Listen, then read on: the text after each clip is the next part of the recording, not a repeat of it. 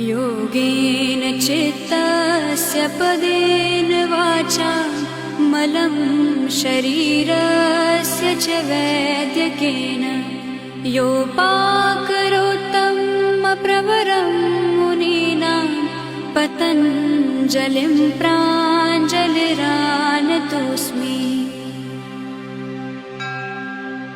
योगेन चित्तस्य पदेन वाचा मलं शरीरस्य च वैद्यकेन योपाकरोत्तं प्रवरं मुनीनां पतञ्जलिं प्राञ्जलिरानतोऽस्मि।